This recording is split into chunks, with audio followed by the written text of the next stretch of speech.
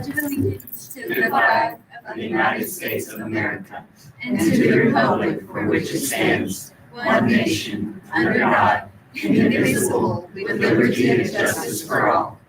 Well, they just came in, so Ms. Layton, would you like to introduce the group? Okay, this is the president of the high Hello, school. Martinez, student council president. And then we have Mr.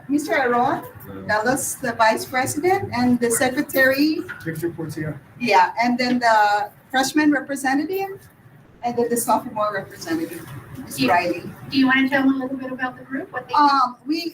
We have just recently we sponsored the homecoming, and I think it was very good. They did all the job, and then with the help of our principal, of course, and the admin, and we are doing that. And then we are doing fundraiser, and then as of the moment we're only like helping the school in whatever they want or you want us to be doing for the student trip. And then Eduardo have so many plans, I think. Right? Eduardo, would you like to say something? Not right now. Well, he has been helping the school, I think. Well, and can I say something about Eduardo real quick? So he actually has caught the eye of the Republican Party of Travis County already too, and they are taking him under their wing. And they have big plans for him also, and he has been coming to all of our town council meetings and everything too. So I think he has a very bright future.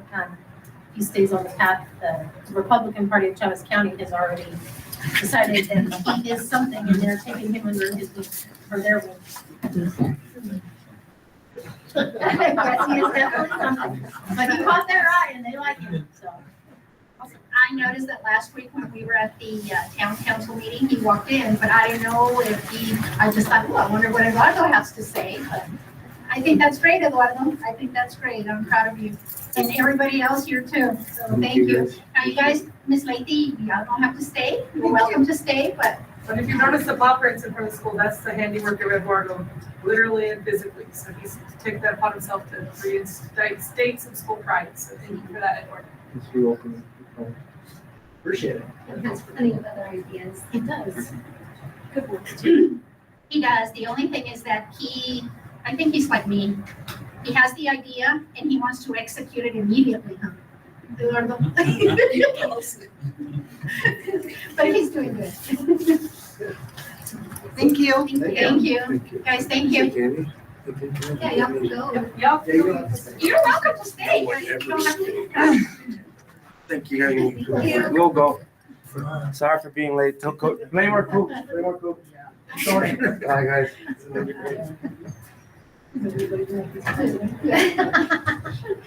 Never know. We have a couple of presentations, Ms. Reyes. Presbyterian is one through.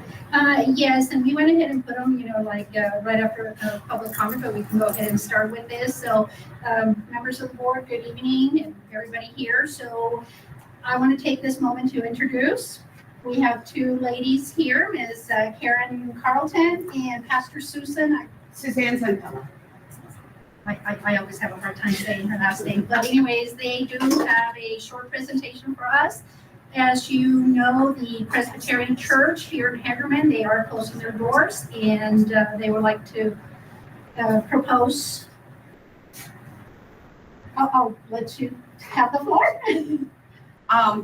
No fancy presentation, but we are, after 100 and some odd years, the Hagerman Presbyterian Church is closing. And it's a sad thing for us, but one of the things we wanted to do was offer the school kind of first opportunity at the land and the building. We are not looking at making a profit. We are looking at not having it go derelict.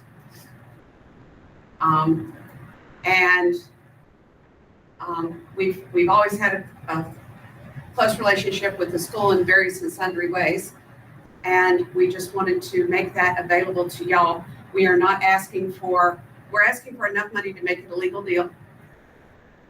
and asking y'all to pay the title tax fees associated with that. And otherwise then have that belong to the school. We know that with the renovation going on, your first use of the building might actually just be storage. It is air conditioned, it is heated, the roof is good. Important things.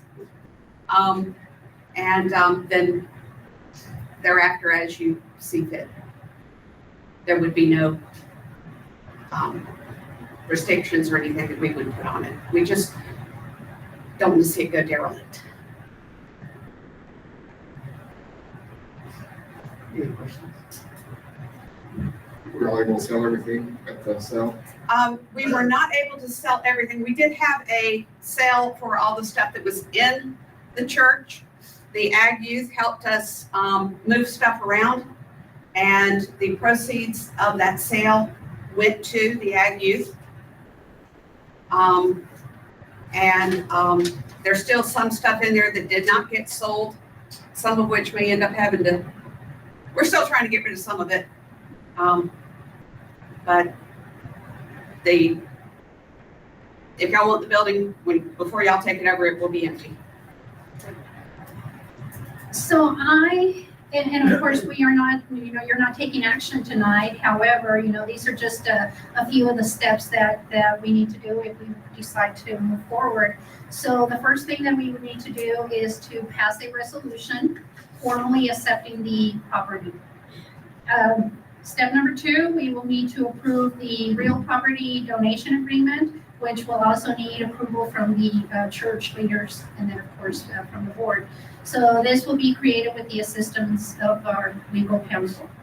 And then the church leaders, they already provided us with a copy, and I sent you a copy of the current deed, as this will allow us to incorporate the deed into the real property donation agreement and prepare a warranty deed. And then additionally, it was recommended by our council that the district purchase title insurance during the transfer process to ensure clear and protected ownership.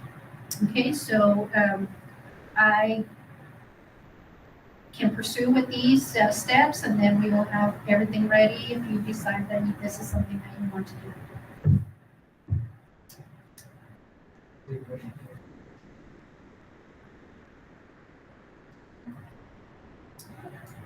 Thank you, ladies. y'all. You're welcome to stay, but you don't have to stay. Thank you. Okay.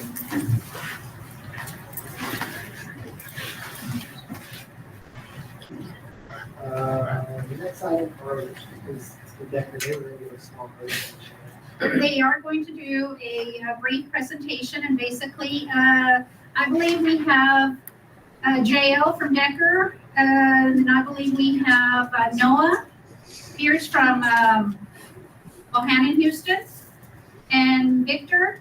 I believe Victor is there. I don't know who else is there. Victor, Noah, Jose, Jen. Adriana. Yes, Adriana. And Jim Hill, he is actually from PSFA. So on last Tuesday, we actually had a meeting with town council, and it was presented the annexation of Cambridge Street, and we also, we already have Charles Street. It's already our property, but JL, who's going to do the presentation? I'm going to do You are. it. Ms. Reyes. Okay, so basically he is just going to do a presentation of what was presented at the town hall for the board. Go right ahead, That's JL, correct. it's all yours. Good evening, everyone. Members of the board. My name is Jose Luis Bejarano. I'm the assistant project manager with Decker for this project. This evening, I'll be going over the presentation, like Ms. Reyes was saying, discussed during the town hall meeting held last Tuesday. I will briefly talk about the overall site plan design, the new building footprint within the context of the existing facilities, the proposed annexation of St. Charles Street and North Cambridge as part of the effort to create a unified campus layout and a safer outdoor learning environment for students. I'm going to share my screen real quick. Let's see.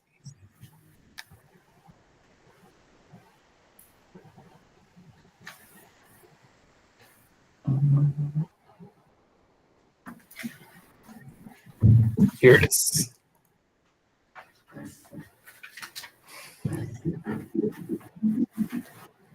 Can you all see the site plan layout? Yes. Okay. So this is the overall site plan layout that we have designed so far. We are in design development phase, so we are continuing to move things around, not too much, but some of these, it's just safe to say that it's not final. So real quickly, we can see North Cambridge right in the middle of the end of our football field, and separating the school campus as your existing buildings show. We have the existing middle school on the left, existing elementary school on the south, and then the existing high school, and then the existing gym. So for those of you that are not familiarized with this project, we are planning on building the new proposed school on the east side of the property. And this is the footprint that we have for the new building so far, which, as you can see, is within the open space that you currently have in the campus. Everywhere else, we have existing buildings that limit our design orientation. So right now, this is the proposed school. I sketched a orange rectangle here, which is indicating the classroom wings. So this orange rectangle is going to be a two-story building. We're going to have classrooms for pre-K through elementary school on the first floor, and then we'll have middle school and high school on the second floor. The rest of the building, it's going to be a single-story building. This south portion will be the administrative offices and the special education program with a specialized outdoor learning area. And also we have a courtyard in the middle where we have outdoor learning areas and play areas for everyone in the school. In the middle portion of this one-story building, we have the CTE building, we have a band room, cafeteria, kitchen, and then the main gym with an auxiliary gym right next to it. And the last portion would be the locker rooms, just to give you like an overall idea on how we're planning on distributing the new proposed school. Our idea is to do this in a phasing sequence.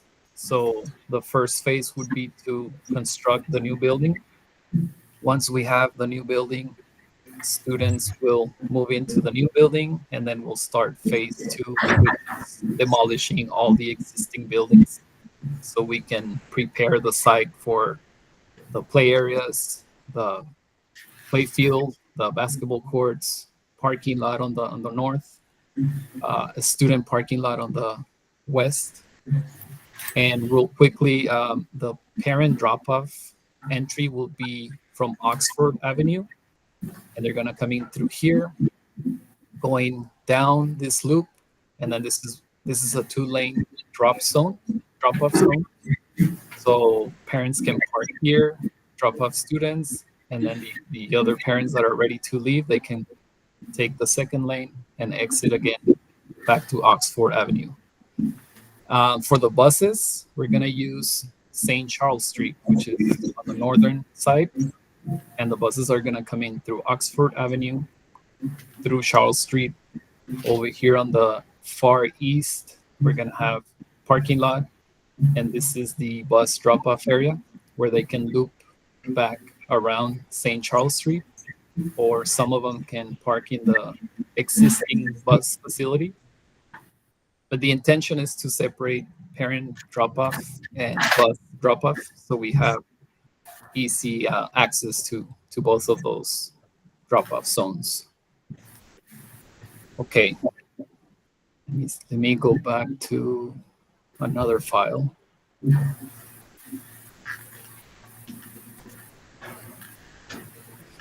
So this file, this PDF file that is shown on the screen, it's the property line for the existing Hagerman Municipal School campus. As you can see, it's divided with North Cambridge and St. Charles Street, which right now it's owned by the town of Hagerman.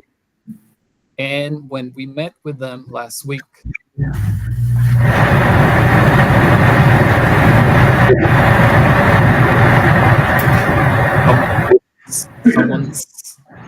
someone's mic is very loud. Okay, when we met with them last week, we proposed to have St. Charles Street Annex, which is shown in this green rectangle.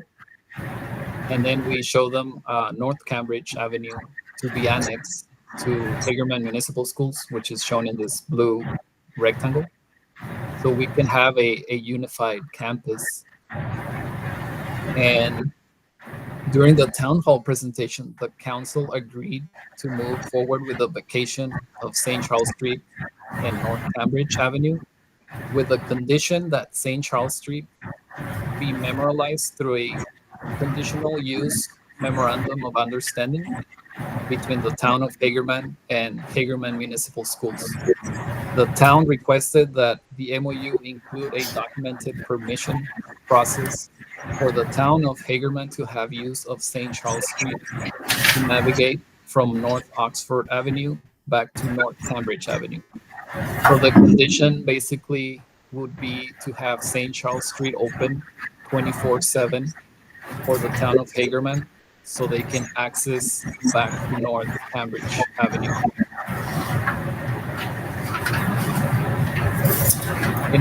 In this PDF, it shows better the green portion of St. Charles Street and North Cambridge would be utilized for the town of Hagerman 24/7. And then we can easily add some gates on North Cambridge and right here on the bus drop-off loop to enclose the campus after hours or when we don't have any activities during school. Let me see. It was also emphasized that although these streets will become property of Hagerman Municipal Schools, any future modifications or improvements to the annexed streets, such as the installation of speed bumps, gates, or similar features, will be jointly coordinated with the town of Hagerman to maintain collaboration, safety, and consistency in decision making. The next steps include developing a memorandum of understanding, an MOU, and coordinating the necessary legal documentation to formally transfer ownership of the land from the town of Hagerman to Hagerman Municipal Schools. Ms. Reyes asked for an example of memoranda of understanding, and Decker will provide an example document via email. And we recommend that Hagerman Municipal Schools review the terms and clauses in consultation with their legal counsel to ensure alignment with district and town requirements. Lastly, the surveyor will continue to update the site boundary to include the additional land and streets under the new Hagerman Municipal School property limits. And we all believe this is the right move to move forward and continue to have good faith with the partnership between the town and Hagerman Municipal Schools. That is it. Does anyone have any questions? I do, JL. So I just want to clarify that St. Charles, it's already the property of the school. So I don't know if you recall, but I did send you a copy of the deed. So it's part of the school. Ms. Reyes, I'm sorry, this is Noah chiming in. Yes. That document was included in the title report that our survey team did provide with our deliverables. The document that you sent only referenced so previously St. Charles was an 80-foot right-of-way. They only, that document only indicates the southern 40 feet. So the green area that is highlighted is not the school's property currently. But I did send you 2 copies though, so it is the entire street. So the first part, it was back like in 1956, which is now part of the high school. And then later, I went ahead and sent where you have the green shaded area. That was the second part, the second deed that I sent. So we actually have the deed for the entire, so that part does not need to be annexed anymore. The only part that needs to be annexed is Cambridge. Again, ma'am, I think that's I remember the documents that you had sent over. In sending that to our surveyor, who is the legally allowed to basically put these documents together, that it's only the southern 40 feet. So it is, per all the legal documentation that's had, that 40 feet is still not within the. So Yeah. I don't know that it necessarily is a end all be all. I think it, it's definitely something that we can include, but it is. And yeah. Sorry, go ahead, Jail. And let me chime in, Noah. Ms. Reyes, the first document, it actually was talking about St. Charles being from North Cambridge to. Yes. Let me open the Google Earth that I have. Manchester. Yeah, the street over here. Yes. Yes. Correct. So That was the first document. That was the first document, which And it's then the already second part of the document- school. Correct. And then the second document was from Cambridge all the way to Oxford. The southern 40 feet. Yeah, but it says only a portion, which is the 40 feet, southern 40 feet, like Noah was saying. So not the whole street. That's what the document entails. So we still have to ask the town of Hagerman for the full annexation of the street. Okay, I will look for more documents then. Again, though, just to reiterate, I don't think and if you do have that documentation and that is correct, then that's great too. But I don't think, even if it's not an end all be all. I think we could still proceed with the direction. We would just need to, in the ultimate conditions where we're designating these legal descriptions, we'd need to just do an update there and make sure that we have it properly documented. But there were no reservations from the town council in that meeting about the ownership or the kind of the property lines as they've been designated for the future inclusion in the school's property line. More so, they were just, to Jail's point, stating that they would want an MOU or a memorandum in place that would basically state that in the future, after it is included in the school's property, that there is contingencies in place that the school wouldn't be able to basically make any modifications to the roadway that would without the consent of the town itself. That was their main point that they wanted to get across. And then if they can have that in place, they felt that they felt comfortable in moving forward in this process.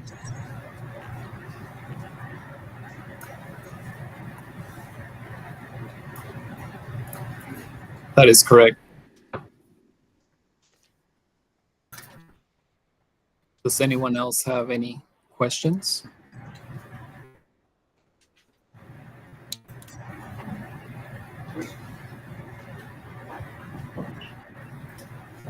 I think we're good.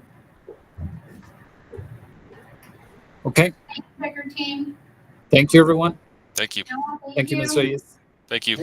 Jim, thank you. Thank you. Thanks, everyone. Thank y'all. Have a good evening. Good evening.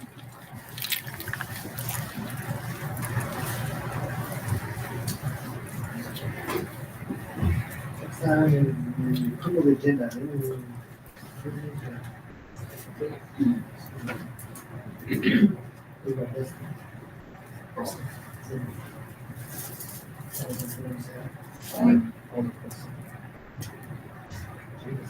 Public comment, anybody online?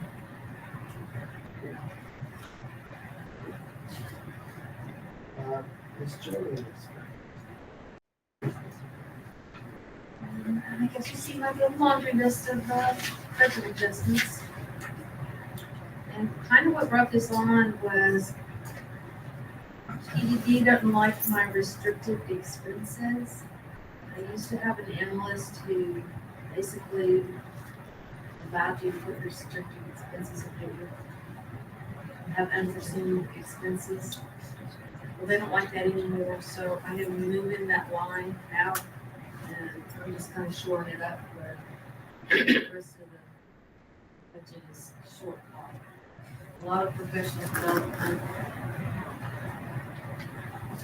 short in some utilities as well. So I'm basically just getting it out of that restricted expenses.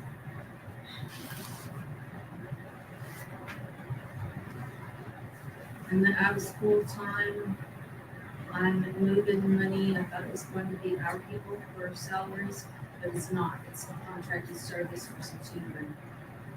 So that's what that moves about.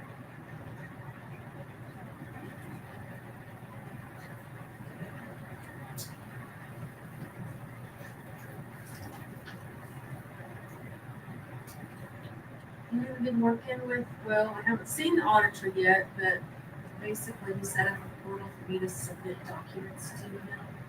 So I've just been trying to complete whatever he's wanting. I haven't had any questions from him yet. I don't know if you're planning on coming here or I feel like he's gonna have to boots on the ground and look at some of our stuff that I haven't gotten a date on that. As far as the purchasing part goes, we've been working with Bank of America. And we've had one online meeting with them. And tomorrow we're doing nothing. How the setup is working out and that portal. Kind of their whole banking process. So that's in the works.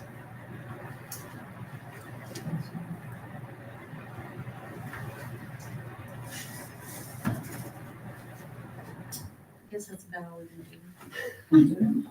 That's it. What I've been doing. Any questions? Sparky. We have been installing new LED outside lighting, replacing the older style lights. Finished installing the ones in front and the side of the cafeteria, so now it's nice, safe, and bright for the cafeteria ladies when they come in the early morning hours. We still have about 7 more to replace around campus. Also been doing our usual unstopping clogged drains and replacing worn out faucets. Track will be closed for the next 2 weeks for the track repair and resurfacing. I was hoping they were going to remove the old asphalt surface and repair the base, but they said that the cost was not allocated, so we're stuck there. We're still waiting on White Rock Construction to come and finish the repair on the high school gym locker room area, sidewalk repair, and then build and add on to the little hut for the water softener at the cafeteria so Rhodes could come and install the water softener. November, we'll be starting changing our HVAC filters.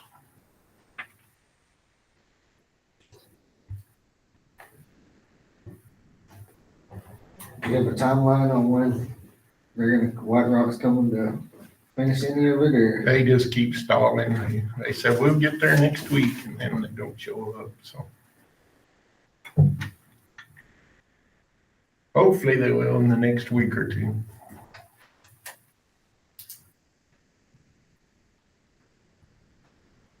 For those HVAC filters, we're not using the MERV 13s, are we? Not anymore, no, sir. We had to there during the COVID, but now we're back to the fiberglass, which is about 15 times cheaper.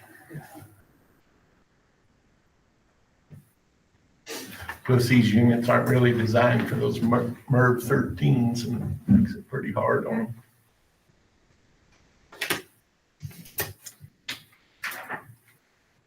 Any other questions? You said on the track that the base needed some attention? Yeah, because that's where we was getting all the cracks at, but I don't know. They think they can just that's what they did last time. They just resurfaced it and then it started cracking again in 2 years, but hopefully this one will be better. They swear it will be, so Time will tell. Are they offering any type of warranty or guarantee that not least, I mean, As they brought I can that. get with BSN and see, but I know they're going in and they're cutting out all the cracks by hand and patching them right now. They're gonna go over the top with the new stuff, so. I know originally, we're not gonna get what we originally wanted, right, or what we. Not we originally quoted, thought, but yeah. Are you getting what you want though? Cause it doesn't look like. We're getting enough to get us through, I would say, the next 5 years or so. This was way overdue. We're going to need a new track, I don't think, for the amount of practice that we put on it. Hosting meets, I know that was one thing the past, I'd say 3 years, we just got complaints like, hey, when you guys gonna get a new track, when you guys gonna resurface, whatever it might be. I know it's gonna help us get away from that and have a better surface. We're going to have the best javelin area probably for small schools in the state, because it's going to mimic the state runway. It's going to be asphalt and then with a track coating over the top, and we'll actually be able to practice that because typically it's go find a field and grab your football cleats and throw it as far as you can, and now we actually get javelin spikes. Our triple jump, long jump is going to be better, safer. So those regards, I like what they're going to do. High jump is going to be bigger, safer. It's not quite what we were expecting with maybe those 2 D rings, but I think for what they're offering to do, it'll be sufficient. So they're not gonna enclose that whole other side? No, they're not. That was going to cost way too much because they're going to have to move the goalposts forward about 10, 15 yards. And that meant a lot of, sprinklers that they had to move and relocate, and a lot of irrigation that they had to deal with. And leaving that alone, I think, made it a little bit easier. So we're moving the pit that's outside the field too, though, right? Yes. Well, that won't be in use anymore. The long jump. Or. I think the long jump will be able to, if needed, but the triple jump was always one of the worst ones, just because it's outside there. A lot of the gravel and stuff would get onto it. The bleachers are right there, so a lot of schools did not participate because of that hazard. So. It's gonna just be black top. For the normal track, yeah, black, and then the exchange zones should be green. And currently, it is close to the public. And it'll be probably for what, Gary, a couple of weeks? Yes, ma'am.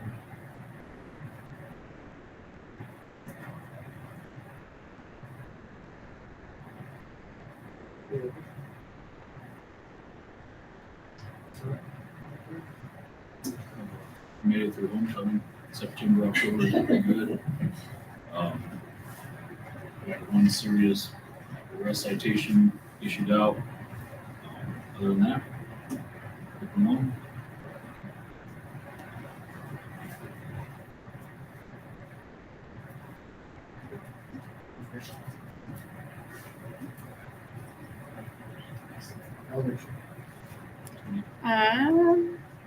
Okay, so starting off with enrollment, our current student count is about 207. As far as instruction and coaching, a grading schedule began, and another round of walkthroughs and feedback with formal observation cycles. Hiring update, we officially hired a 5th grade teacher, Mr. James Scott, who has been in the classroom for a couple weeks now. We also have a math interventionist with Title I funds, and she's serving as our math interventionist. Also, she's also teaching the STEM classes. I put in a recommendation for an EA for the 1st and 2nd grade hallway, and then also a structured literacy EA. And so once all of the paperwork goes through and comes back positive, then I will be fully staffed. And then some celebrations. So students participated in Red Ribbon Week, making posters. So several students from a variety of classes earned a $10 prize for their artwork, and our grand prize winners of Caden and Landon received a $50 prize that they were very excited to be sharing and promoting to be drug-free. Staff involvement, there's been a lot of parents and teachers stepping up with PTO, and so we've seen some new faces and some enthusiasm is high, so I'm hoping we can continue that throughout the year. Right now, we have World's Finest Chocolate fundraisers, and that's running through Thursday. And then some teachers have volunteered to prepare booths for Halloween Carnival on Saturday. Our Spirit Week's going to begin on Thursday throughout the remainder of the week for Red Ribbon Week. Kindergarten through third grade are going to Artesia for a pumpkin patch field trip on Wednesday. Then upcoming events, we have our Thanksgiving lunch that we're preparing for in November, so you will see tickets coming out for that.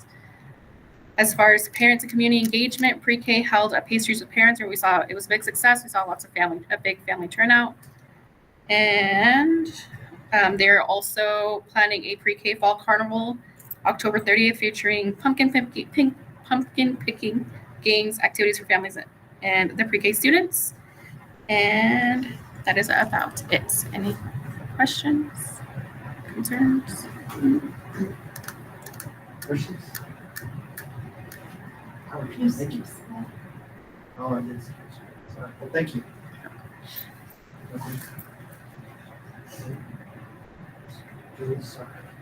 Go back.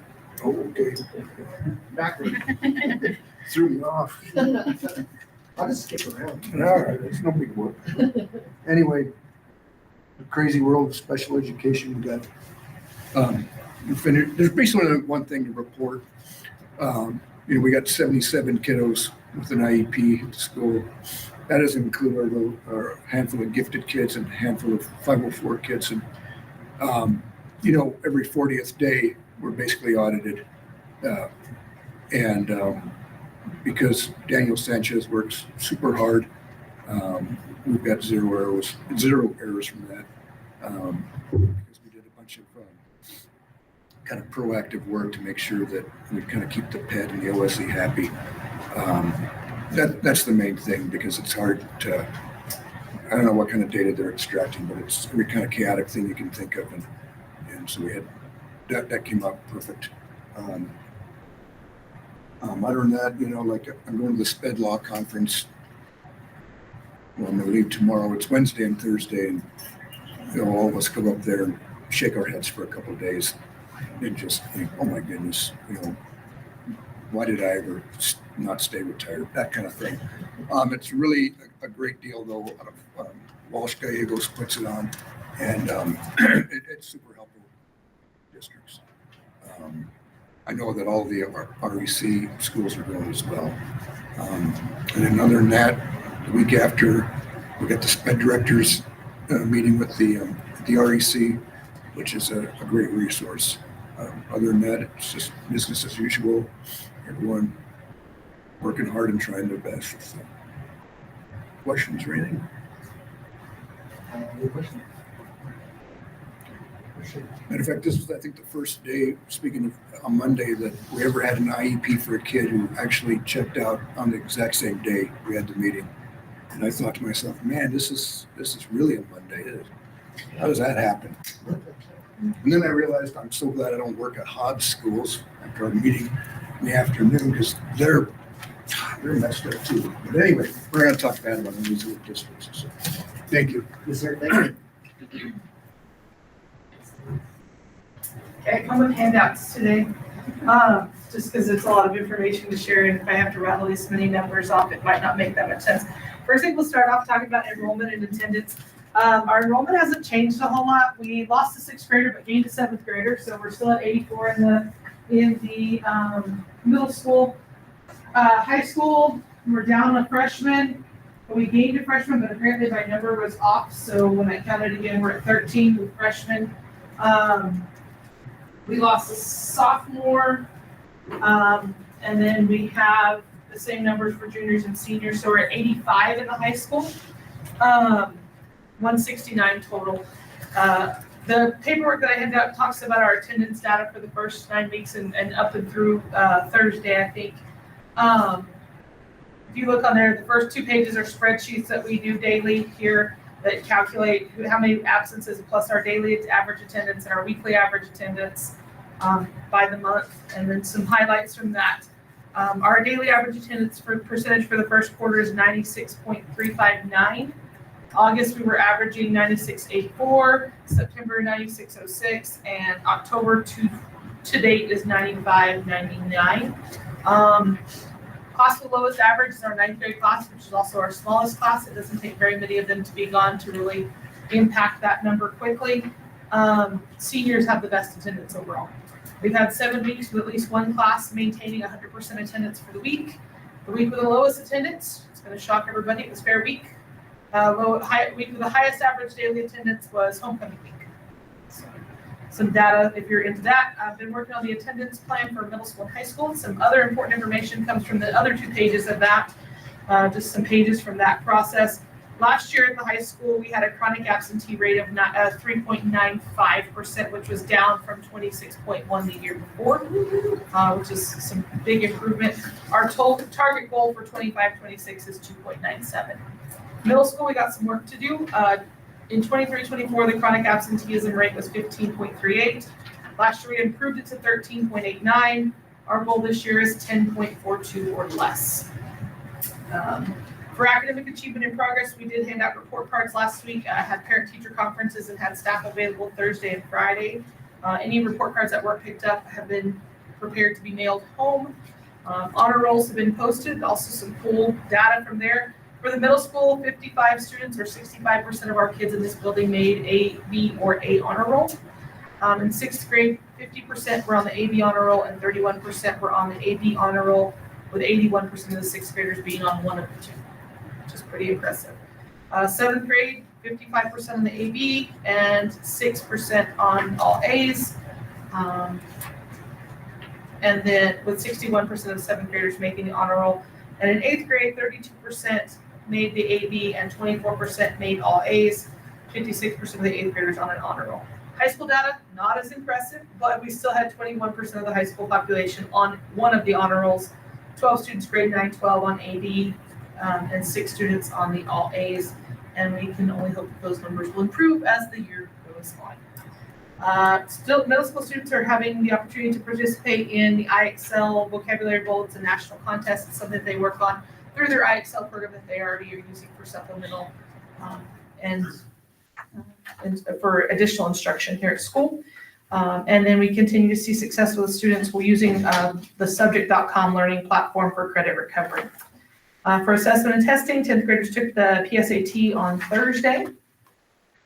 We mentioned previously that we had homecoming. It was a great week of activities. If you weren't there, Jordan Aguilar was homecoming king. Saisha Carrillo is homecoming queen.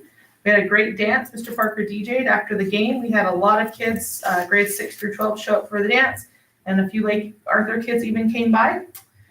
Eastern New Mexico State Fair had lots of kids in the showing livestock. FFA had a float in the parade. Mrs. Hall's art class had a very interesting display about mushrooms. Esports is doing well in their fall scrimmage season. Mr. Sanchez has shared some good outcomes, and I know that our teams have defeated some 5A schools in some of their recent matches, which is pretty impressive.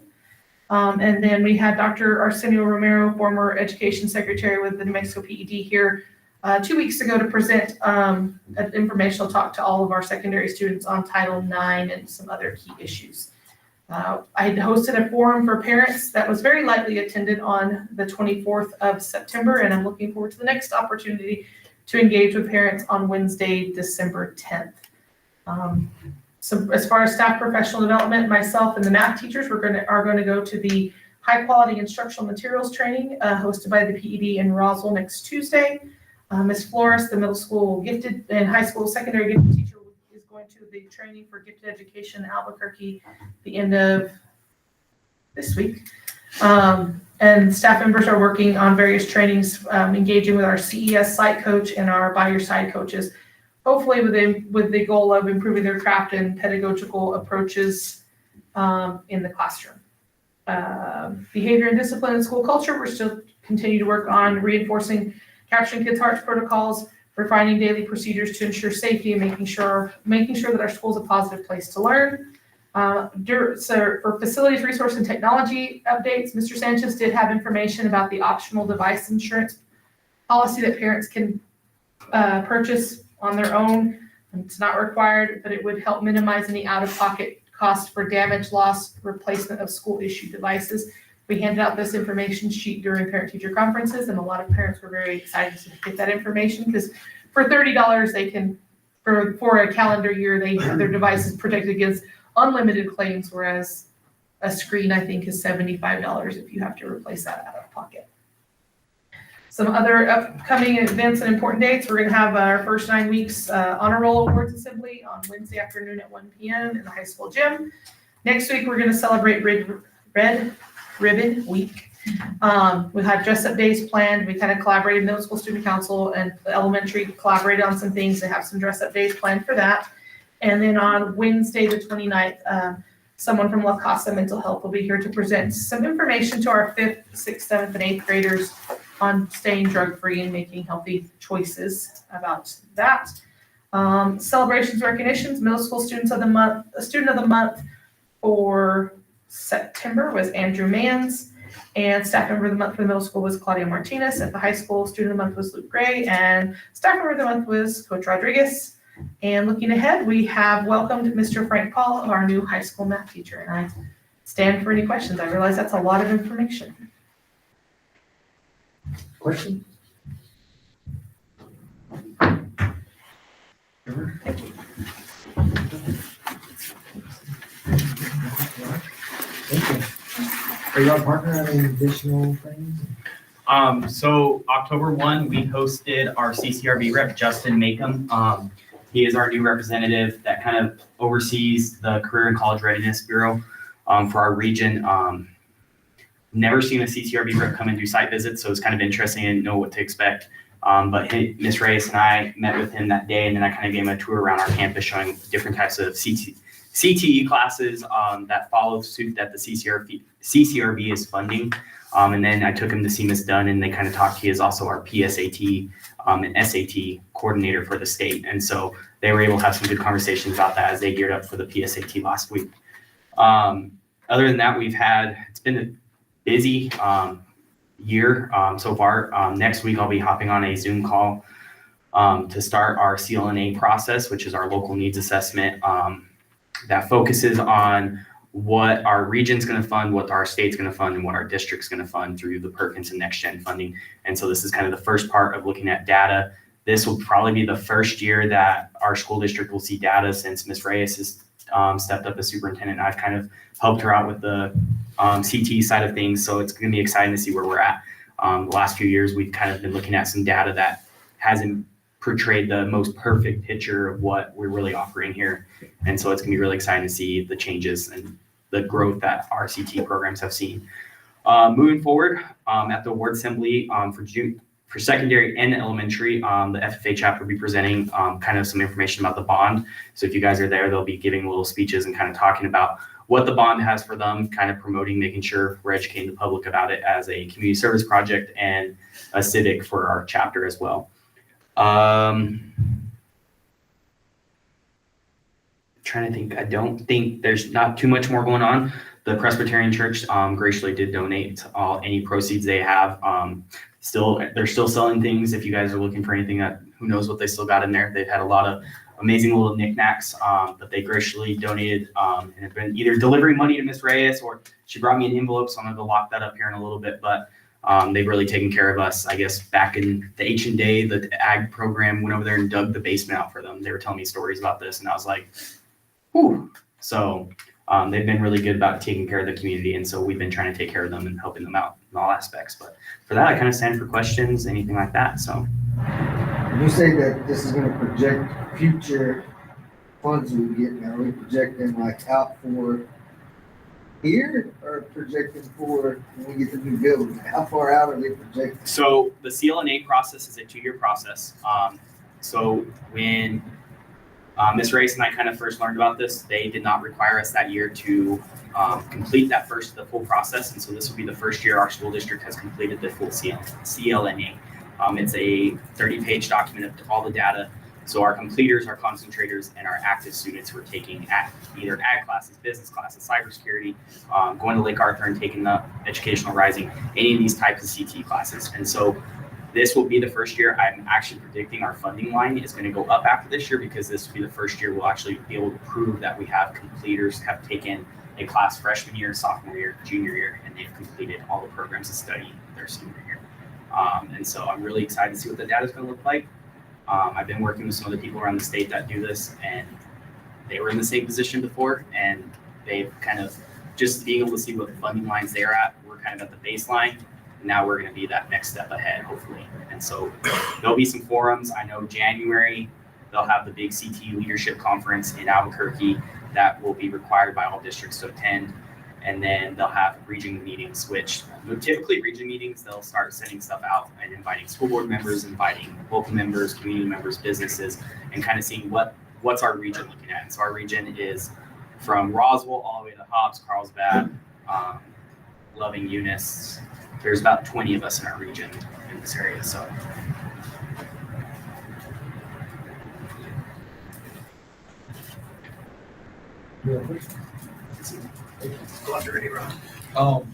Fall sports are winding down. Middle school, as of right now, all middle school fall sports are done with. Junior high cross country on the boys' side, they didn't lose on the that they went to. So they finished their season basically undefeated. Middle school football went 4-1, and if we would have played Gateway 2 times, they probably would have went 6-1. Volleyball, the younger team, the 7th grade team, struggled, but there was a lot of participation out there, and a lot of young girls were playing on that. The older team, the 8th grade team, I think they're about 500, so 7-7, I believe is what their record was. So that's pretty good for them. High school sports winding down. Cross country just went to the pre-state meet. Our boys have legitimate shot to podium at state because most of the top dogs were there, and they placed, I think, 4th as a team. And that's with one of our best runners running about half the race with only one shoe on. So, yeah. I'm expecting him to probably catch a couple more people, which is going to lower our score and get us close to that podium. We had one individual place in the top 10. The girls struggled a little bit, but I think by the time district rolls around, we have a shot to win both districts, boys and girls, when we get there in a couple of weeks. They'll be at Portales, then at district at Inland Mountain Guys, and we'll go back to Albuquerque for state. Football is almost over. Last regular season game is this Friday in Gateway. Right now, we are projected to make the playoffs as anywhere from a 10 to a 12 seed is what we can probably get in there at, which is going to put us on the road right now. Barring, we beat Gateway, that's probably going to move us up even more on Friday. So the seating selection comes out Saturday at 8 o'clock. And then we'll see where we're at after that. And then switching gears to basketball. Schedules are almost complete. I wanted to get them out to you guys today.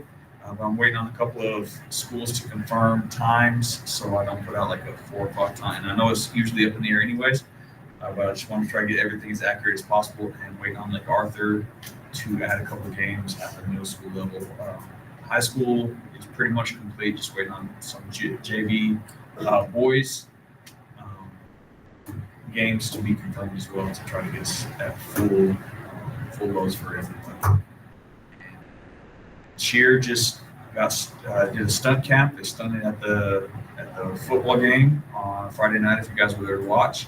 And then they are looking at a couple of competitions once we get back in the spring semester to go to like Alamogordo or Roswell High, so they can try to be competitive this year. That was one goal, and they didn't reach that last year. But I think this year with what they got and the ones they're sticking with it, hopefully they can go and get a taste of that competition. We talked about the track a little bit. I think that's it. Did you talk about the Lake Arthur team? Oh, yes, thank you. Lake Arthur will not have a basketball team, boys or girls, at the high school level this season. We've kind of been in conversations about co-oping. I reached out to Scott Ona in May, and he looped in Dusty Young, and it would be fine. If we do co-op, which we are moving in that direction, we'll co-op with them in basketball for the rest of this block, which ends this year, and then the next 2-year clock. So for the next 3 years, we'll have to go up with them, which is really going to help our girls because we're in that point where we had to have 6th grade participation for a lot of these girls to play when they were in junior high. Now they're in high school, and numbers are still pretty low there. So it's really, really going to help our girls program, and we'll get a few boys as well to kind of supplement that. So it's going to be good. It's going to be exciting for the next few years. And our enrollment, they haven't talked anything about where we would land without Lake Arthur in the next cycle, but with them, we're going to have to count their numbers, and it looks like we'll just stay 2A, which is kind of what I was projecting anyways for at least this next one.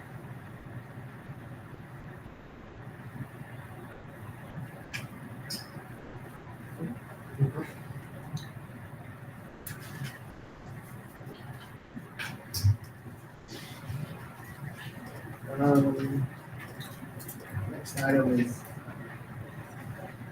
the approval of the minutes from the September 15th meeting and the reinvestments and bills for the month of September. All those in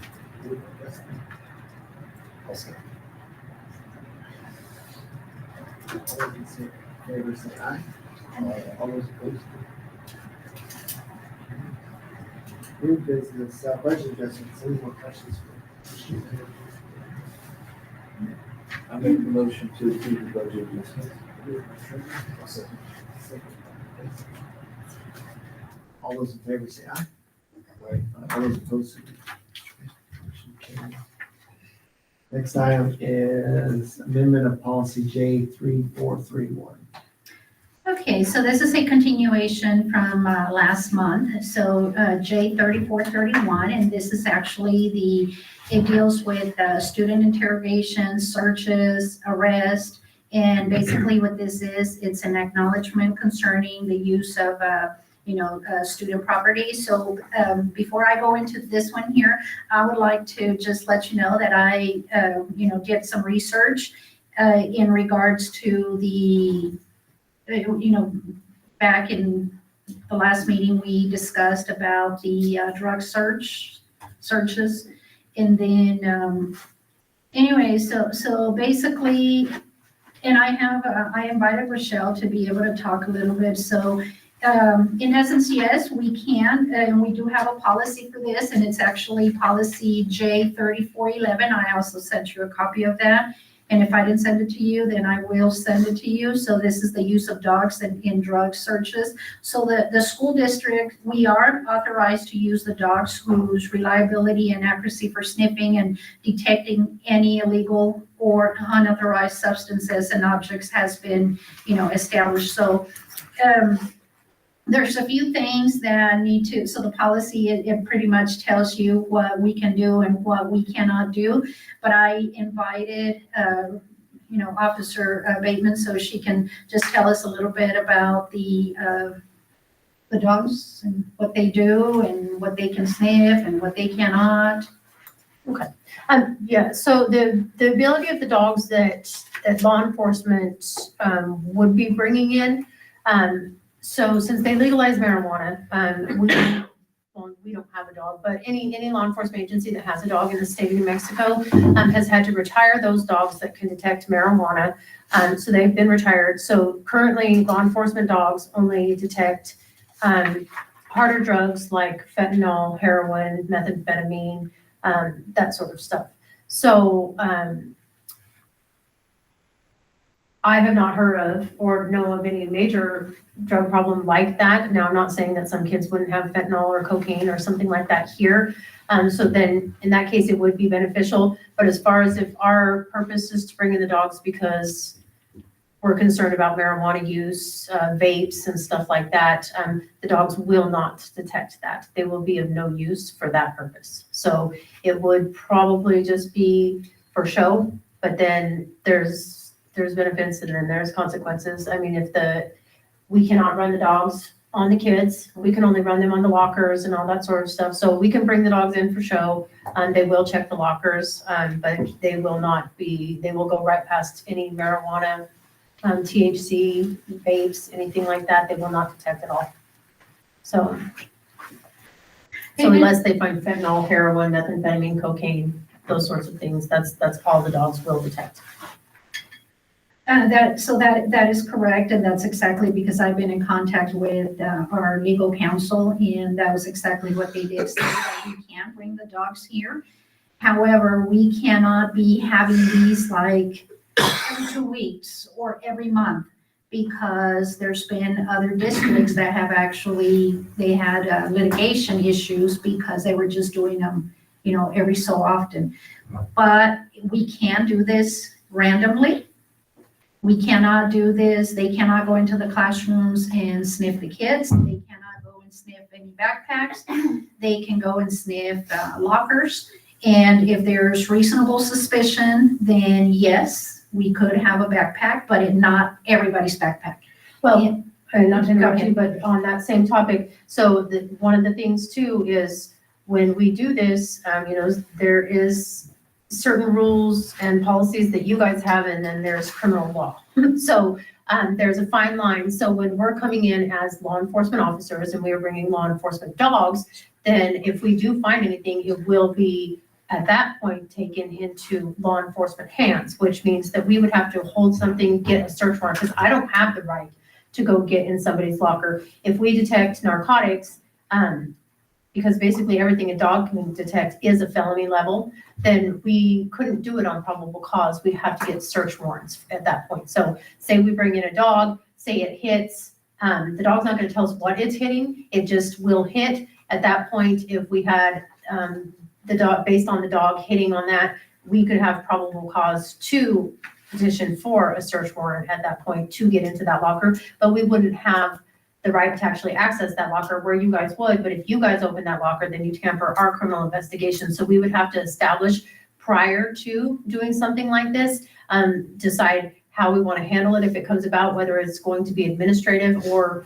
law enforcement handling it. And I think that the people that do run the dogs are asking for some type of written consent form Yes. from the school to cover us on that aspect, so we're all clear on the same page. So I believe there was an incident at NIMI where they asked the dogs to come in for show and everything like that, found a whole bunch of stuff, and then NIMI's like, oh God, never mind, can we just pretend this never happened? But no, it doesn't work that way. So I'm not saying that will happen. I'm saying that is something that will happen. The dog runners and the law enforcement agencies that provide them will ask for written consent from the school for you guys to give them to do that. And then it does need to be established before we actually start that. Is this going to be handled administratively, or is this going to be handled by law enforcement? Because if it's handled by law enforcement, we will have to go with search warrants. If it's handled administratively, the thing is, if you guys call us and you find drugs, then you found, not us. So we don't have to get search warrants. You're turning them over to us and we can deal with it in that fashion. If we are on scene, present, looking for drugs and find drugs, then we have to follow the law. Regardless of being on the school campus or not, we still have to follow the law. So if a dog hits on a locker, we can't just open that locker because the dog hit. We have to get a search warrant for that locker. So from a legal standpoint, would it be better, or do we have to, is it required to use law enforcement to run the dogs, or can we get a state certified security company that runs the same dogs? You very well could. I don't know that any exist, and I'm not aware of any, I'm sure but there's some different- of the security companies may still be in possession of dogs that do smell for marijuana. I do not offhand know of any. I'm not saying that they don't exist though, because a lot of law enforcement dogs are extremely expensive, and some of them are retired and just the owners can, or the trainers can buy them back.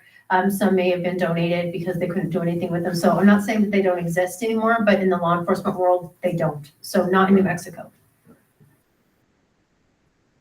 I know that there is a company, I believe in Ruidoso, but of course, that is going to cost us probably an arm and a leg, that I believe they're still able to detect, marijuana use. But again, we can't, I don't know, there's just like mixed emotions with this, because if let's say we were to bring them in and then the dogs can't really sniff the kids. then the kids are gonna be like, haha, you know, they didn't catch anything. And I will You say, know? if you do hire a private company to come in, then that pushes us out of that. Like, we can't get off of a private company. At that point, whatever they find, then it would have to be handled differently too. We couldn't be present for that. Plus, even if you found it in a locker, or to blame it on that person, they could easily say, that's not mine. I'm not here reading, so I'm not sure. So with Sure, the that, security and of that's the why, lockers okay, and so stuff that's like why I do have this policy. So this is a policy that we already have in place. However, the only thing that I am doing to this policy, it's adding a parent's signature. So basically, so that the kids are aware that the lockers are the property of the school, and it could happen. You know, basically, we can search them anytime, and, you know, if there's reasonable suspicion. And then, so basically, this is what the policy states, that the students' lockers are the property of the district. Student lockers always remain under the control of the district. And then it says here, I'm expected to assume full responsibility for my school locker. So each kid, even though if they say, well, that's, you know, it's not mine, somebody put it in my locker. Well, the locker is assigned to that particular kid. So they will be responsible for that.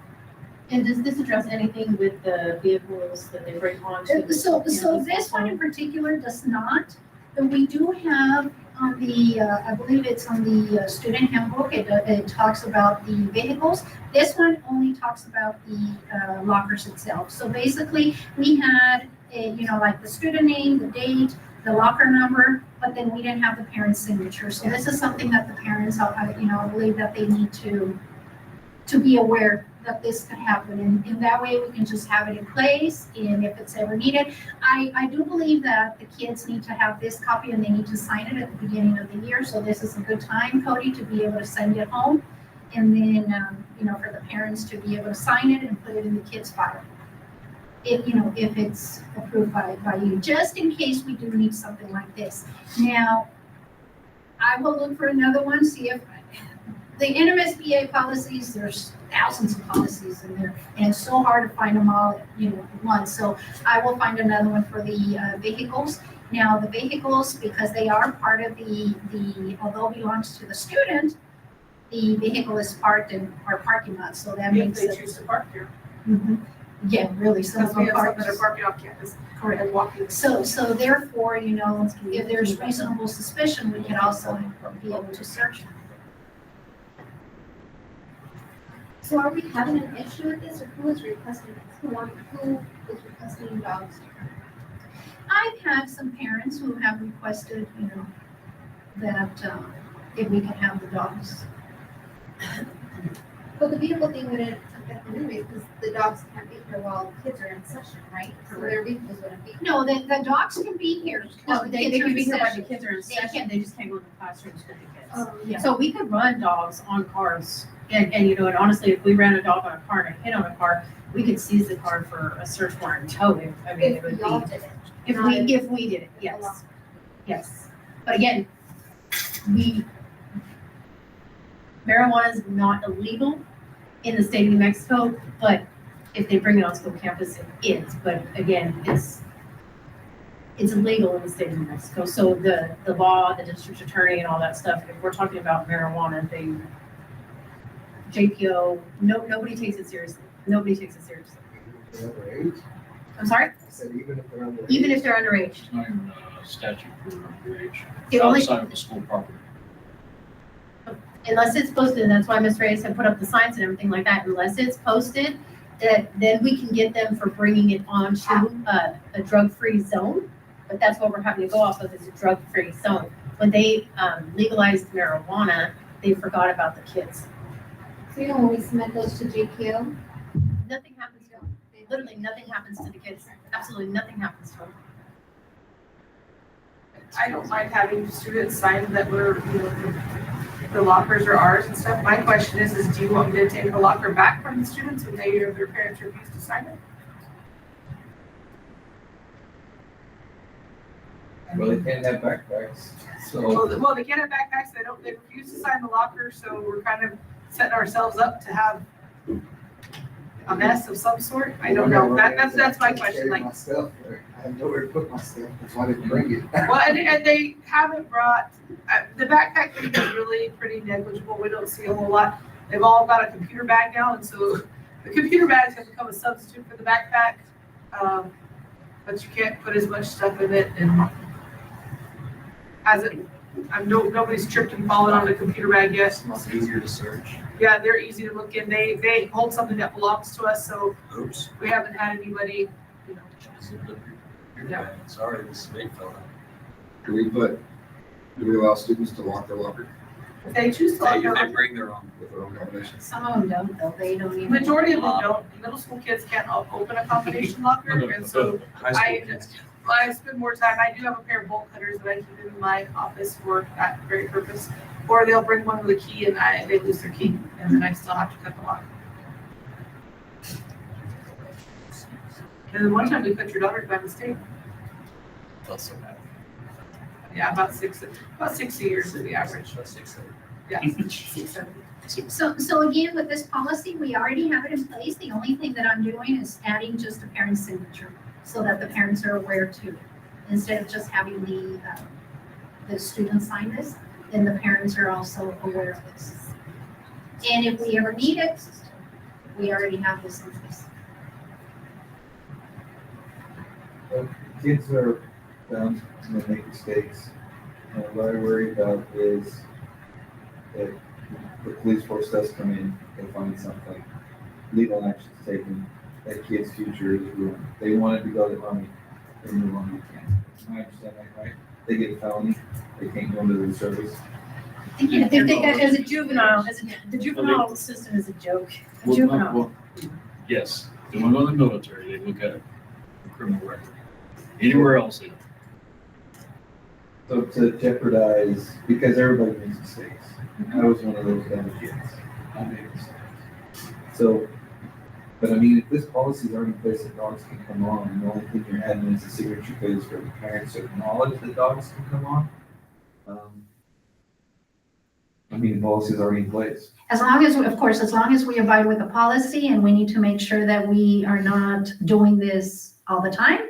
If we see that there is a huge problem, then yes. If we have suspicion, then yes, we can do it. We can't do it every so often. We can't say, okay, we're gonna do it at least once a month. I think it needs to be like possibly a third party, where that way, if you're looking for specific, it sounds like marijuana or THC or whatever it is, it's something along those lines. That's exactly what you're looking for. And if there's no police dogs, then we're just gonna have to go a different route, like a third party or something. Especially if we're trying to keep the kids from, we want there to be repercussions, but it doesn't need to be like a lifelong repercussion.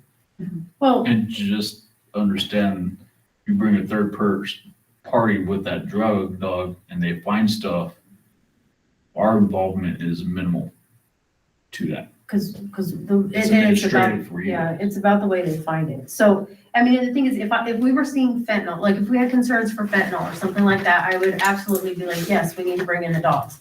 I have not, nothing like that has been brought to my attention that was concerned. And I mean, anyway, in those cases, if we were seeing that sort of stuff in the school, then absolutely we should bring those dogs and we should do that. And I'm not saying it's not here, but if there have not been any signs or any indicators, I mean, if we had information that there was kids that were bringing, that sort of stuff into the school, then yes, I think that we should do that and that's the way to go. But even hiring a private company, I would get the information because my understanding, and correct me if I'm wrong, is so even the old dogs or the private dogs, I think they can smell marijuana, but I don't think that the THC, liquid THC is detectable by the dogs, is it?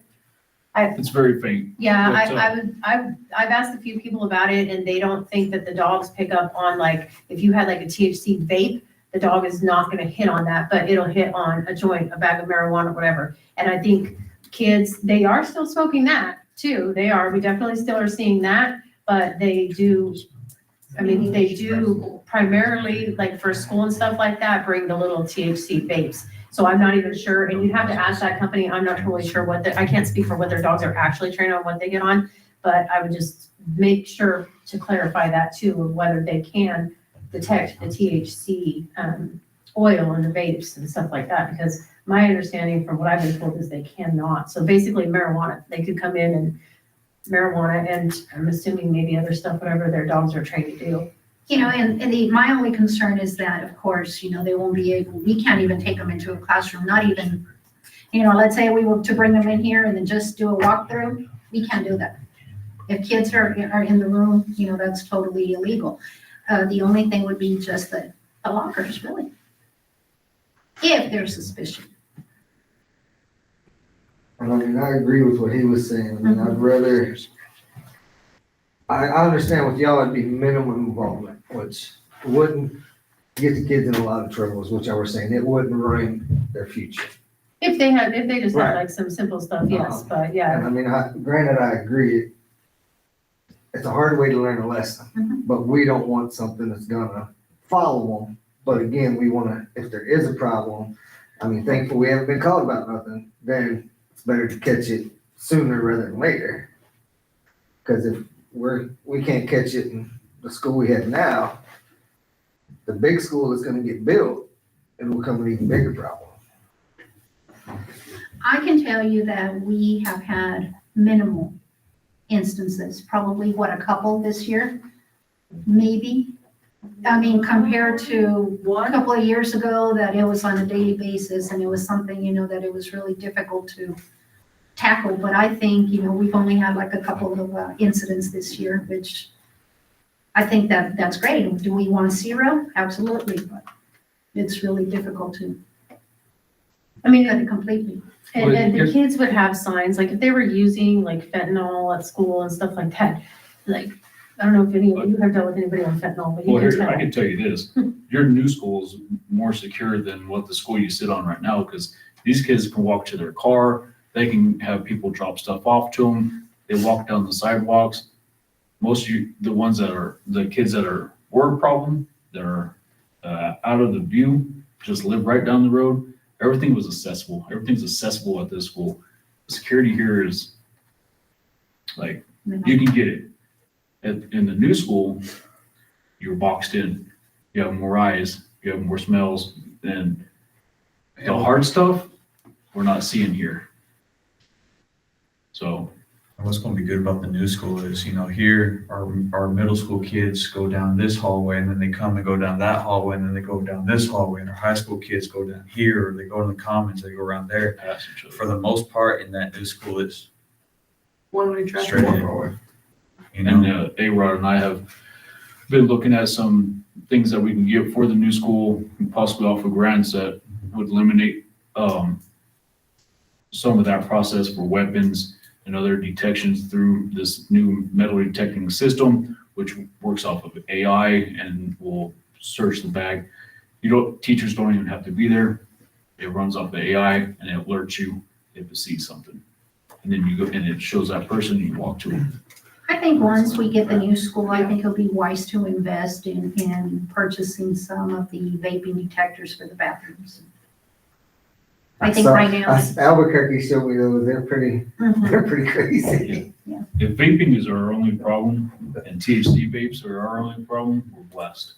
Well, and honestly, with La Casa, with Kim that comes by, We can get those too. she's somebody that we could definitely talk to. I know that at one point, I wasn't able to spend my entire budget with her, and I don't know what the price of those are, but I know that she at one point was looking to get them for Goddard or Roswell High. She got them for Roswell. Roswell High, Next yeah. week I can talk to her. Yeah, definitely. But you know, I would definitely try to ask Kim, because I think La Casa has money that may help us, you know, with that. And I just put them like the few that we could get in problem areas that we have for right now. But La Casa might be able to help us with that. She'll be here next week. Yeah. Next Wednesday.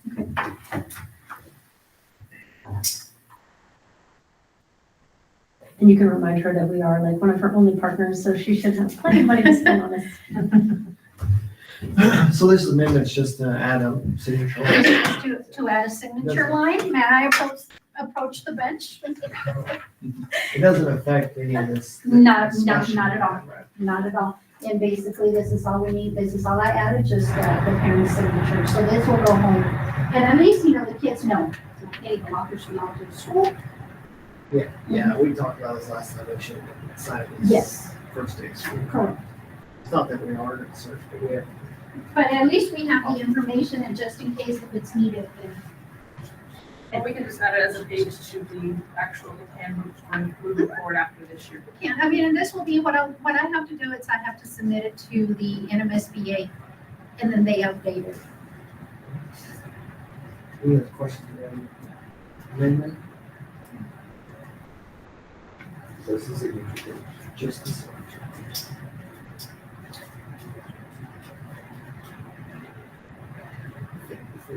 Make amendments.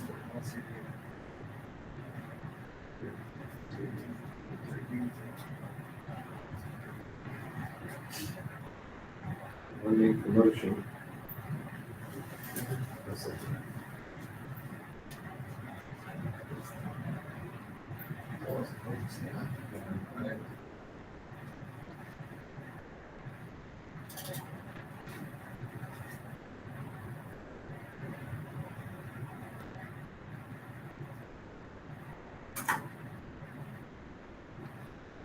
Next item is the bus. Okay, Daniel, can you please post the quotes? You probably think that I'm gonna sound like a broken record with this. I mean, I know we already approved it once, however, it's, there's a few changes that I have. Thank you, Ms. Rochelle. So during the last board meeting, we reviewed several quotes for the purchase of the new school bus. So at that time, the quotes reflected a smaller engine. See if you can expand that a little bit. And so it reflected a smaller engine sizes. So following that meeting, I reached out to Elva and Mark Hamill, and so that they could provide me with some guidance on the appropriate engines, specifications. So of course, based on their recommendation, I contacted the vendors and requested an updated quote that includes the preference engine size, and then of course to be able to paint the vehicle. So I mean, I don't know, the updated quote reflects the specifications that will meet our district's transportation needs. However, the cost is significantly higher because we only allocated $150,000 for the bus purchase. So a new quote exceeds that amount. So I have several quotes. I know right now we probably won't be able to move forward if we decide to just go with a big activity bus in a bigger engine size. Then, we just can't do it now because we only have $150,000. With the prices here, it's like $90,000 more, so it's significant increase. However, this includes a bigger engine size, and then it includes painting of the bus. So what I like to, Daniel, is that the largest you can make it? Okay, this one is from Tillery. And the cost of the bus is $241,123, but this includes the tariffs, which the last one did not include the tariffs. And then also it includes the paint decals, which is $18,000, and then $30,000 to be able to make it, it's got a rooftop, parcel racks, the dock system. And then can you go ahead and move to the next slide, Daniel? Okay, so it would look like something like this. I told Jolene today that I could paint it myself. We can get Eduardo to do it. Our yellow one is coming down the road just fine. Does it have to be? You what? Can it just be yellow? It can. If we can just get the yellow bus, then it's going to be about $20,000 cheaper. The only thing is that it's more expensive is because it has the rack for activity bus. That's pretty vital. It is. It really is. And the other one didn't have it. And this one, I believe it also has the bottom where you can put stuff, the bottom. So, I mean, it's pretty equipped. Keep going, Daniel. Next slide. Build what? I said, can the ag shop build a rack? Build something. Really, huh? Now, here's another one. It's pretty similar. I think that is Spartans. Hey, Rob, who's the Spartan? Is that? Bernalillo, possibly? Bernalillo? Yes. Okay. Keep going. So they're all pretty much the same. You know, it will be a white bus, but we can make it a yellow bus. So then this one here, it's also, this is the second quote, but this is for pretty much the same. This is a, let's see, 40 passenger. And again, a bigger engine. This one here for the painting, it's $25,000. And tariffs, this one doesn't have tariffs, so I'm like, unless they go back and add subject. Okay, so tariffs subject to change. It actually does $2,500. So this one is $246,623. And can you go up? And that would look. Keep going. Like this one here. That's the gel. That's a really cute one. It's a lot of paint. Yes. But I could just see the bobcat and then Eduardo's paw prints. What would it cost to paint half of the Carthage bus at Hagerman? You know what? We could. Have you seen the Roswell High, the Roswell and Goddard? They don't have basketball teams. And we've used them, we've had to use them for transportation. I mean, our bus was down, we're like, hey, you guys got the I mean, bus. what are they gonna use their bus for? Valencia and Las Lunas do it. I mean, I'm serious. No, I agree with you. I totally agree We with could you. repay the bus for. I'm already thinking like, all right, you guys pay for boys travel and we'll take that bus and the girls go on this one. For sure, like seriously, like you could repay the bus. I don't see Lake Arthur ever Getting back. getting their own thing again. Like, Why not? honestly, Especially, they might, I mean, but I mean, They're if, gonna make a name for themselves as an all-star. if we keep doing some of this heavy lifting. Okay, so these here are from Tillery. So if you keep going, Daniel, the other ones are actually from Roberts. And Roberts, there's one that it's a little bit, this one is for a 32 passenger. It's, I'm done going, 209,475. Scroll down. And then there's another one here. This is for a 44 passenger, 215. So these here are slightly better prices. And according to the Hamels, they usually purchase through International, which is Roberts. So here's some of their buses right there. I think that's Capitan, right? Yeah. Mhm. The difference I see is the flat top. Yes. They don't have the shiny. Pretty much. They don't have the aftermarket wheels. Corona. And then the other one, keep going, Daniel. And that one is West Las Vegas. West Las Vegas. So they're all pretty much, pretty similar. The only thing is, like I mentioned right now, we only have $150,000. So, I mean, when the idea of buying a van is like, oh my gosh, that was ideal. And then the small bus, we can still do the small bus and we can just get a yellow one and just get a decal and kind of like the one we have and just leave it as yellow, or wait until next year where we could be able to have a little bit more funding. We can save this 150,000 and then be able to try to get, budget for more, and we'll be able to have enough for next year. They're not gonna charge us extra to make it yellow again, are they?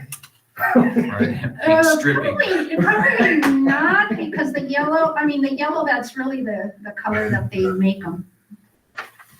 I'm serious about the Lake Arthur deal. Like, I don't know why we could explore that option, see what they say. And have Lake Arthur pay. I mean, we could take 40 grand and repaint their bus towards Hagerman and Lake Arthur, and that saves us.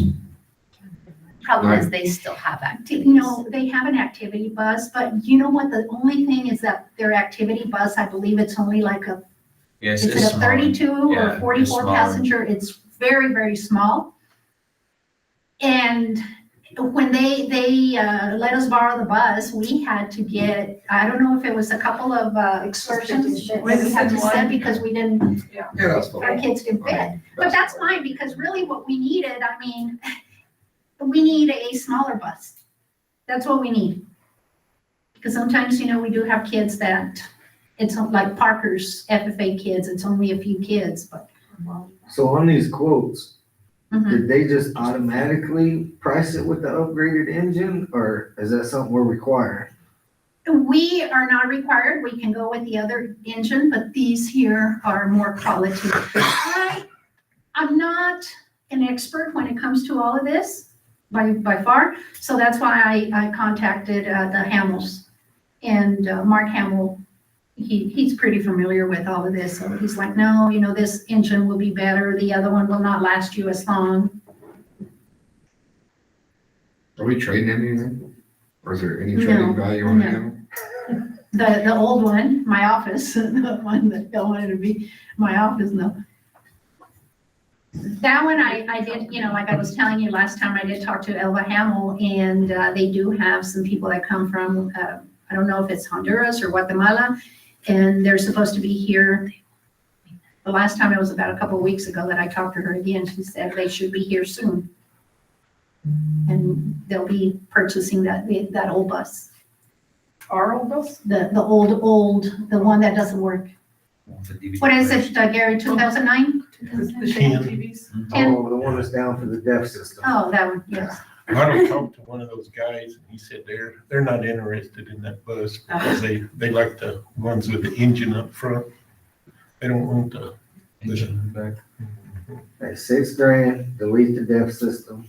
You have a better bus with its own upgraded engine. Yeah, I bet you gotta get rid of it still. For insurance. But it has no miles because. So again, I know it's kind of hard to make a decision now. We can wait on it until we have the budget for something like this. Or we can try to get the yellow one, or just a plain white. Yeah, but it's just getting a yellow one or a white one gonna knock. We don't have $100,000 off. About 20,000, that's what it's gonna knock. Yeah, if it only takes $20,000 off, we're still not gonna be within the budget. No, it's still not. You don't have the money, you don't have the money. Mhm. I think we're just gonna have to. Start selling burritos, Miss Reyes. And then if we did go with it, we probably wouldn't even get it till next. It'll probably be sometime, and that's another thing, is it'll probably be about maybe August if we were to order it now. The only thing is that we won't be able to pay upfront until, after July of next year. But I don't know if we will be able to budget for that, Miss Jolene.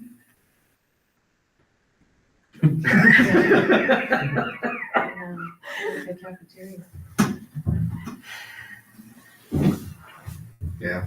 So do we just need to table this or? You don't have money. Yeah, I know. We don't have the money. Now, even with the. You can buy half the bus. Yeah, even with leaving Some the white, seats. I mean, we're still not gonna. We can buy the chassis and the engine. A rolling frame and the ag shop build a custom bus, Mad Max. I would need to see this. They lease? You know what, I don't know. The only thing is, I'm just very afraid to do a lease, because what they do is they give you like a certain amount of miles. And then if you go over, Yeah, our district is really gonna help that, yeah. Go to Lawrenceburg next year, so. we have Lawrenceburg and we have Brewstead. Well, we can kick Dulce off. That's the two. We did a home and away. We can kick them off, and he wants to get off, so. Oh, okay. Yeah, but then you're still coming into basketball season. That's where you're putting miles on. Yeah. I mean, it's not football season, it's basketball season. 2 high school games a week and 2 middle schools. Yeah. Now, do we need a bus? Yes, we do. We really do. So that's something that we definitely need to look into it for the future. Unless you want me to get the special ed bus, the tiny one, and that one we have enough funds. But I thought we decided that one wasn't even, Yeah, it's that's not. not even wasn't gonna big hold enough. enough for, I mean, it serves the same purpose as the Excursion. It doesn't solve any problems, really. Correct. Well, We I'll can make- wait until, I make the motion. Moved by Trevor to. Well, I just make the motion to be, no, to take action. Oh, you want to take action? Okay. Moved by Trevor. so Parker, you want to help me make burritos? Let's get after it. I got a nice girdle at the Do I have a concession stand. second? I'll second. All right, all of those in favor say aye. All those opposed say nay. Nay. Nay.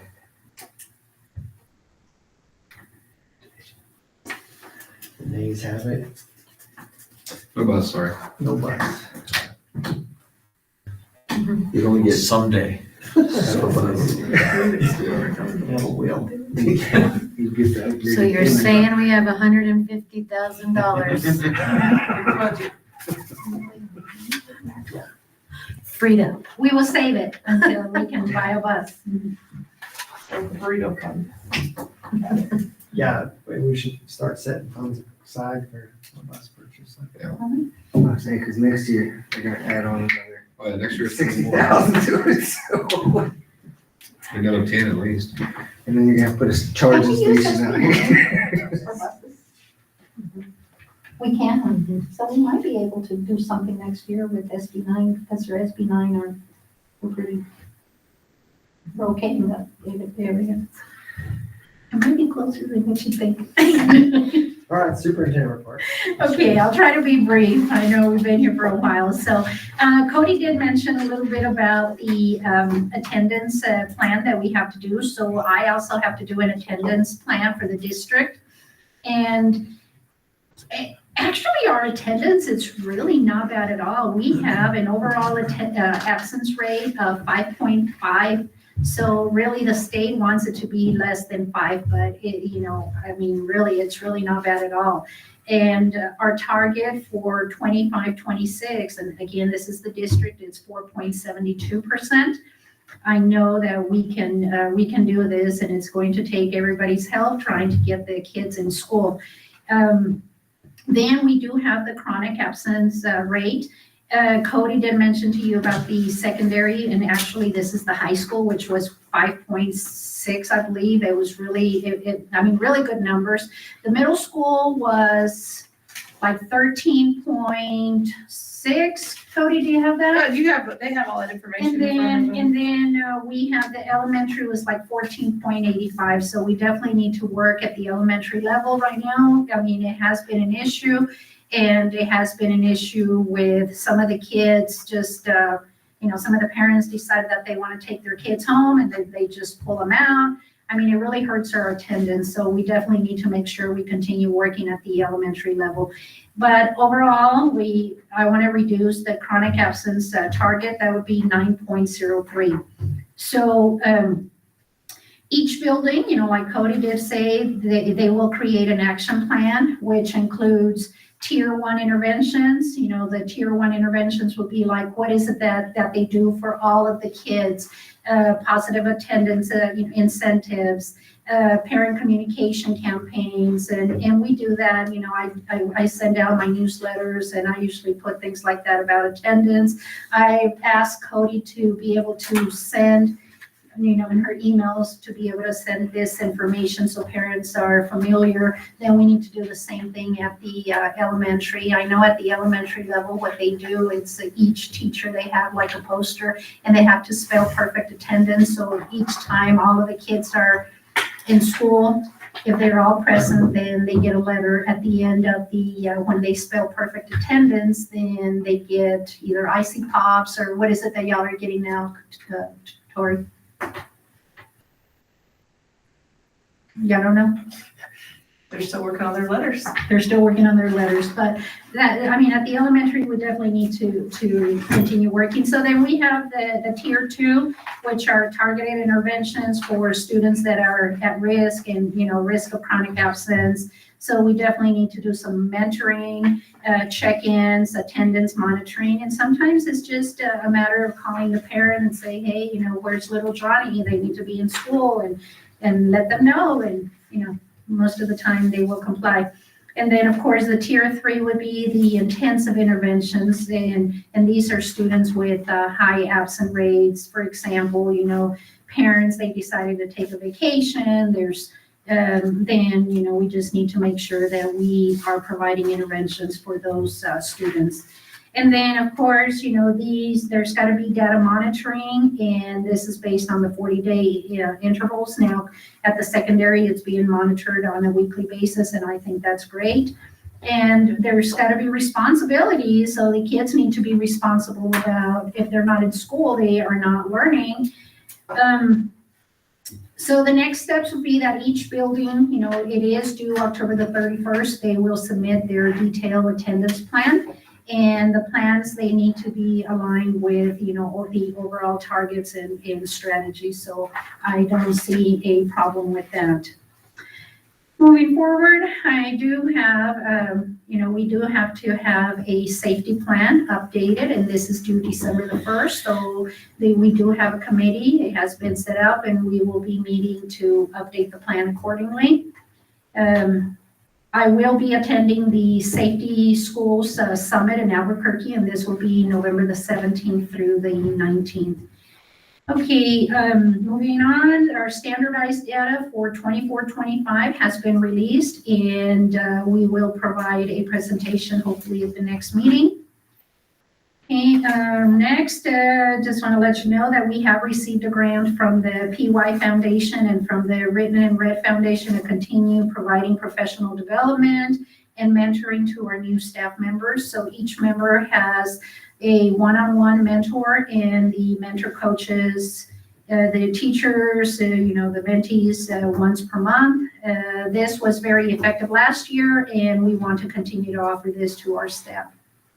And then the last but not least, we received a grant called the Out of School Grant, and this one is to offer after-school tutoring. The last time I talked to you about the classes that we are already offering, it's the guitar classes and then the dance classes.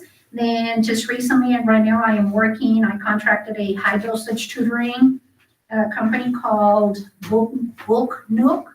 And they will be providing tutoring services for the elementary students. We will target about 20 students. So this will be based on recommendations and needs of the kids. This company will provide 2 cohorts, one in the fall and then another one in the spring. So I'm really looking forward to having our students participate and get these services, which will improve at the academic achievement. I have no further. I stand for questions. Thank you, Ms. Reyes. Any questions for Ms. Reyes? Yep. No questions, Ms. Reyes. Okay, thank you. All right, well, thanks, everybody.